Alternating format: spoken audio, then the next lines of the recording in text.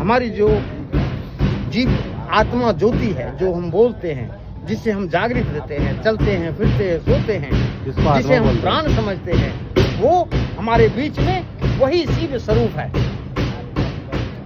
वो क्या है?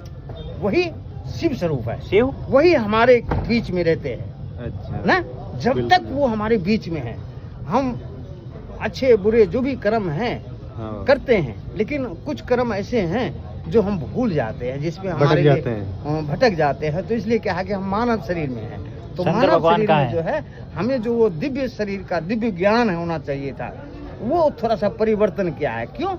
वो पर्दा डाल दिया। इसलिए पर्दा डाल दिया है कि अगर तुम डायरेक्ट, तुम तो देख ही रहे हो, तो डायरेक्ट आ जाओगे, लेकिन उसमें थोड़ा कर्म फल दिया है। बेटा थोड़ा पढ़ाई कर लो 1 से लेकर 10वीं तक, फिर मेरे पास आना। वो पढ़ाई, आपकी पढ़ाई की वजह से वो पर्दा है हमारे और आपके बीच में, जो आप हमें नहीं देख रहे हो कि हमारे साथ है। अच्छा, आपको बाबा जी मिल जाते हैं, शंकर भगवान दिखते हैं? हाँ, मैंने पाप प्राप्त करी है। क्या क्या सिद्धि प्राप्त किया आपने? 30 साल योग करने के बाद। कितने? 30 साल। कैसे कैसे योग होता है? 30 साल में मैंने अपने जो योग किया, योग के माध्यम से मैंने उसे प्राप्त किया। 30 साल तक एकांत में, एकांत कंदराओं में रह के, गुफाओं में रह करके, गुफाओं के राजा। हाँ, गुफाओं में रह करके तपस्या की, उनकी ध्यान किया, समाधि किया। किसी मनुष्य, किसी व्यक्ति से नहीं मिला। समाधि? हाँ, केवल उन्हीं से एक लगन रखा, मिलना है तो तेरे से ना, मिलना है तो तेरे से, और नहीं किसी से मिलना। मैंने फिर वरदान दिया, मुझे प्यार हो गया है तुमसे, ऐ सनम हम जिएंगे तेरे लिए, मर जाएंगे तेरे लिए, हमें गम नहीं है। तब मिलते हैं वो।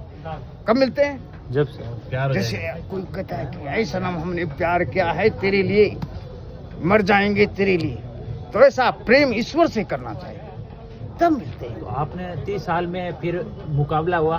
30 साल में फिर उनसे मिला। राक्षसों से मुकाबला हुआ कभी? राक्षसों से? राक्षस तो बड़े बड़े आए गए, आते जाते रहेंगे, डर नहीं लगा आपको? आया? उनसे हमें कभी भय जब नहीं। आप तपस्या में थे, आपकी तपस्या भंग करने के लिए शंकर? बहुत आए, बहुत कुछ हुआ मेरे साथ। क्या क्या कुछ हुआ? तपस्या भंग भी हुई मेरी, लेकिन मैं लगा रहा अपनी तपस्या। कैसे कैसे भंग, तरीका क्या था? कुछ भी है, सब कुछ गुप्त चीजें होती है ना। तो जैसे क्या आप होम वो कर रहे हो तपस्या, उसमें भंग करने के लिए क्या क्या किया? कभी कोई डरावना, कोई प्रकृति या कुछ ऐसी चीजें हो ऐसी कोई घटना जब आपको डर लगा हो? ना, ऐसी नहीं। जब वो परमात्मा का दर्शन होते हैं, जब उसे समझ लेते हैं, फिर शंकर भगवान आपसे मिले, तब आपने क्या मांगा? फिर क्या उनसे जो कुछ मांगना था ना, वो मैंने मांगा। और जब से वो मिले हैं, तभी से मैं इस भारतवर्ष में निर्भय जीवन व्यतीत करता हूँ। मुझे कहीं कोई भय नहीं होता ना, किसी से कोई भय नहीं होता। फिर तपस्या पूर्ण हुई, उसके बाद में शंकर भगवान आए, कितने टाइम रुका? वो तो अब थोड़ी समय मुझे रहे, और अब हमेशा रहते हैं मेरे साथ, हमेशा। जब आप पुकारते, आपके पास आके बैठ जाते? हाँ, मैं जानता हूँ ना उनको। आपका क्या नाम है?